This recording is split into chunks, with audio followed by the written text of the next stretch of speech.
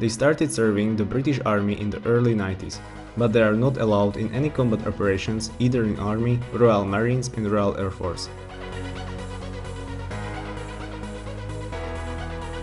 In 1938, the government of Poland came up with a law requiring military services for men, including women, as volunteers.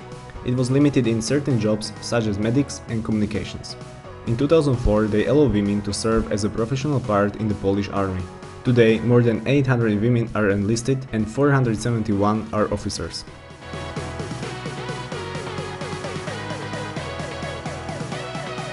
Women in Norway started serving the army in 1938 on every branches of military, but it changes around 1947, where they can only serve in a civilian post after a political change happened. In the middle of 1977 and 1984, they started expanding the influence of women in the military. In 1995, they allow women to work in Norwegian submarine, and today at least one female is a captain of a submarine.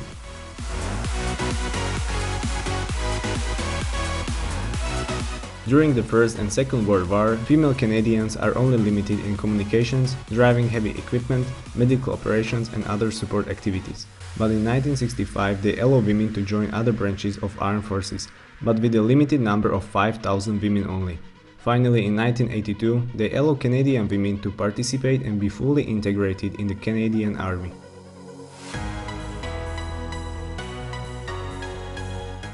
Three percent of women make up the armed forces of Ukraine, with a total number of 18,000, and 7% of these are officers.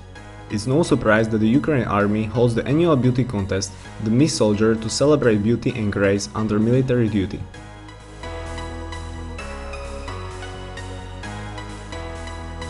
It started in 1924 when the Swedish women are allowed in the military forces, but only as volunteers.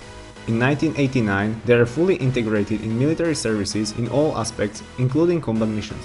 Nowadays, they make up about 5% of the army. They started serving the Australian Army in 1899, but they are only limited in the medical operations until Second World War.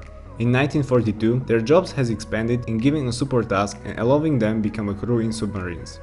In 2011, the Australian government allowed women to battle in combat missions. Back in the days, the government of Czech Republic doesn't allow women to participate any military duty until the Second World War was finished. They started to work in Czech army as medics, phone operators and anti-aircraft gun crews. Nowadays, they turn out to be a fundamental element in Czech army, especially those individuals in the Air Force.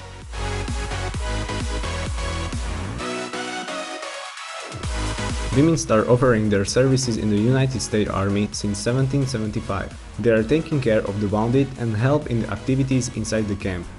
But in the 20th century, everything has changed. They are given essential tasks in different key operations. As of 2012, more than 165,000 women are enlisted, and 35,000 of them are serving as officers.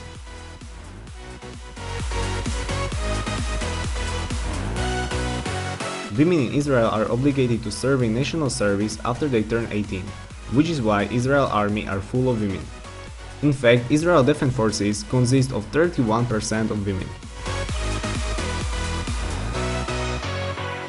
There is a popular opinion that Russia has most beautiful women. Slim, well-groomed, with just the right amount of the mysterious soul mixed in. Russian women have played an important task in their country's military history, and also second position among the most attractive armed forces. Today Russian military forces consist of 10% of women, with a total number of 150,000. And what is more fascinating, that they also held a beauty contest inside the military.